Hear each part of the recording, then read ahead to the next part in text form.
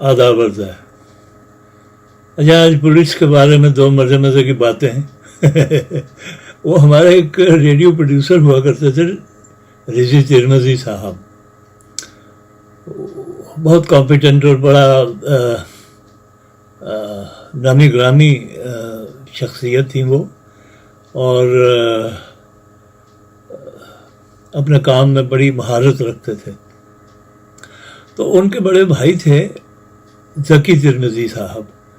वो मजंग थाने में SHO हुआ करते थे उस ज़माने में। तो उनके बारे में एक बड़ा मज़े का किस्सा मशहूर हुआ, और खुदा जाने ये सच्चा है या लोगों ने कोई गढ़ा हुआ है, मैं नहीं कह सकता, लेकिन ये किस्सा मशहूर हुआ। वो बताया जाता है कि वो थाने से बाहर निकले और उन्होंने किसी टैक्सी को हाथ दिया। वो टैक्सी वाला रुक गया, तो उन्होंने पिछला दरवाज़ा खोला और बैठ गए। अंदर बावर्दी थे उस वक्त। तो उसको कहा कि चलो भी फलां जगह चलो। वो चल पड़ा।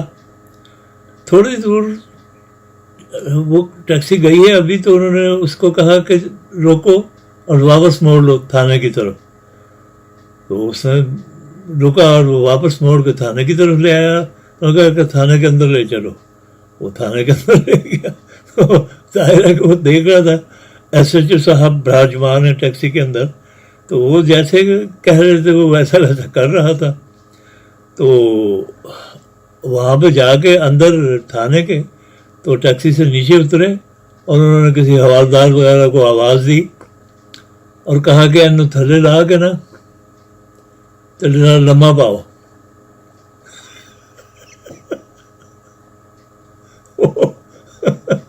एक दोष हवालदार आया, उसने घसीट के उसको उतारा, टैक्सी ड्राइवर को। वो बेचारा चीखे मारने लगा, जनाब हुजूर मेरा कसूर मैं की कीता है, तुसी मैं रोकया मैं रुक गया, तुसी कहा कि चल मैं चल पिया, तुसी क्या मोड़ो मोड़ दिता। और मेरा कसूर की है, मैंने दसो तो सही। उन्होंने कहा तन 2 लीटर पैने नहीं तो फिर दसांगा तन। वो उसको खैर हटा के 2 लीटर पड़े और चीखता चिल्लाता फिर पूछे सरकार 2 लीटर पै गए, मैंने कसूर तो दसो। कहना दसा हर तन कसूर। कहने जी जी बताए। तू मैनू दिल च गाला कट रहा से। वो बेचारा लेटर उठ के बैठ गया, कहते सरकार सवाल ही नहीं पैदा होंगे, मैं मेरी की जरूरत, मैं तेन गाला कटा।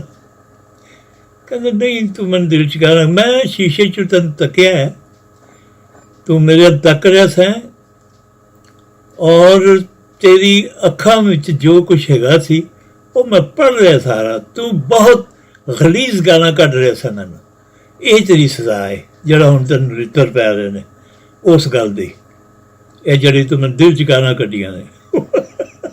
वो बेचारा माफिया को मैं जनाब मैं तो कुरान चुका लो, मैं नहीं कटिया, मैं नहीं कटी। बहरहाल बड़ी मुश्किल उस बेचारे की जान खलासी हुई। और उसके अलावा एक और वाक़या है कि इसी तरह रात के वक्त पुलिस गश्त पे थी, तो उन्होंने एक ऐसे रात चलते आदमी को रोक लिया, रुको रुको रुको। वो रुक गया। उन्होंने कहा जी माई बाप हुक्म। और उन्होंने कहा तू किधरों आ रहे हैं? उन्होंने कहा जी मैं फलानी जगह तो गया था, तो मैं उधरों आ रहे हैं, तो घर जा रहे हैं। तो अच्छा ये तू सानू बेवकूफ समझना? जी। कहता ओए फलाने एन जरा फाड़। उसने सिपाही ने वो जाहिर के थानेदार था, उसके हुक्म पे उसको झपट के पकड़ लिया और चीखे मारने लगा। और जनाब अल्लाह पाक की कसम मैं कुछ भी नहीं किया, मैंने क्यों फड़ लिया? कहता कुछ नहीं किया है ना, तो हुण तो कुछ भी ना करें तो असीं तैनूं फड़ीए भी ना है। اسی آئے تھے جو گشت کرتے پھرنے ہیں، یہ ہمیں مذاق کی ہے.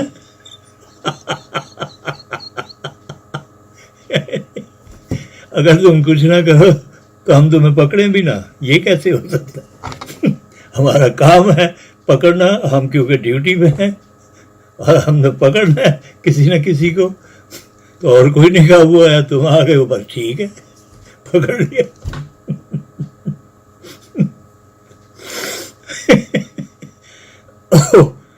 یہ پولیس کے بارے میں 2 واقعات یاد آ رہے تھے تو وہ میں نے آپ کے ساتھ شیئر کیے. خدا حافظ. تو یہ مزے کے 2 قصوں کے بعد اب تھوڑی سی سنجیدہ بات ہو جائے. بعض اوقات اپنے ملک کے بارے میں بہت تشویش محسوس ہوتی ہے کہ اتنے برس گزر گئے، نہ تو کیوٹک سچویشن ختم ہوتی ہے، نہ کوئی سیاسی استحکام آتا ہے وہاں پہ. تو یہ مسئلہ کیا ہے؟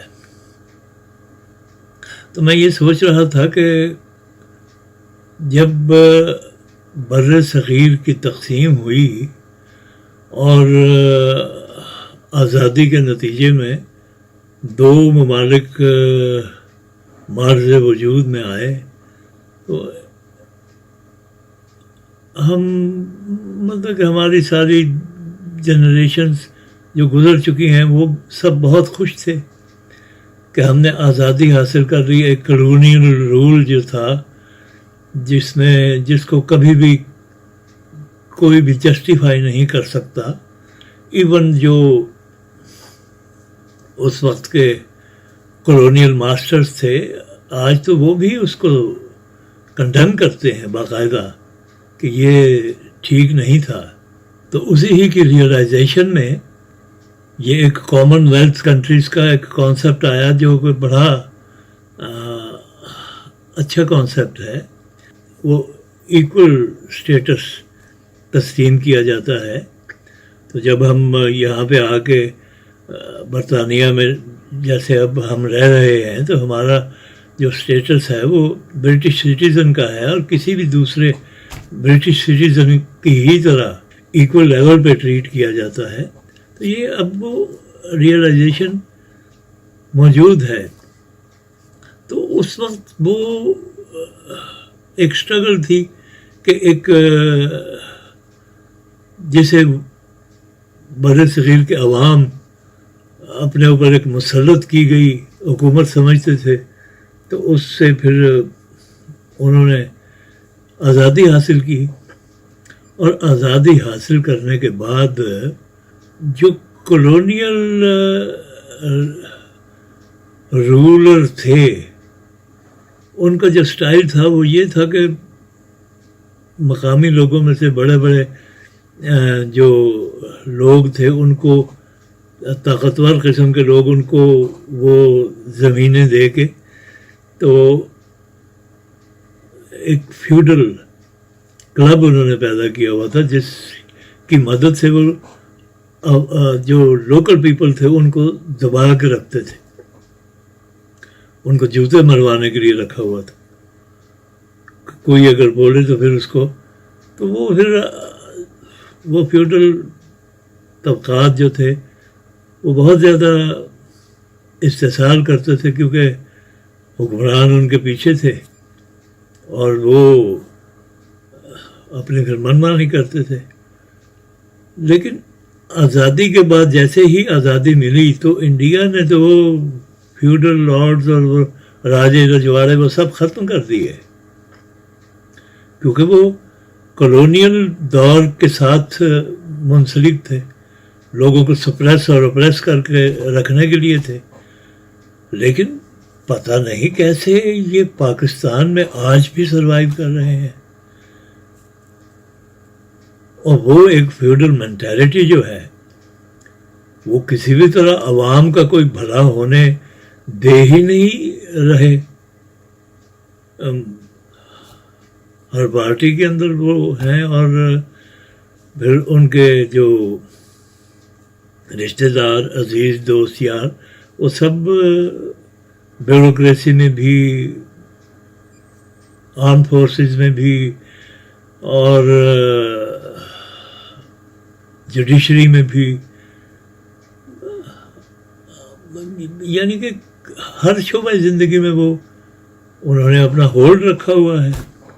तो शायद इसी वजह से पाकिस्तान के अवाम जो हैं वो उनकी भलाई किसी सूरत भी हो नहीं पा रही। तो चुनांचे मैं समझता हूँ कि अब इस फ्यूडल सिस्टम से किसी न किसी तरह उनको भी राग़ब करके उनके हाथ पांव जोड़ के कि भाई बस कर दो, बहुत हो गई है। अब इक्वल लेवल पे इक्वल सिटीजन्स जैसे होते हैं उसी तरह आप भी रहें और दूसरों को भी रहने दें। हाँ ठीक है, आप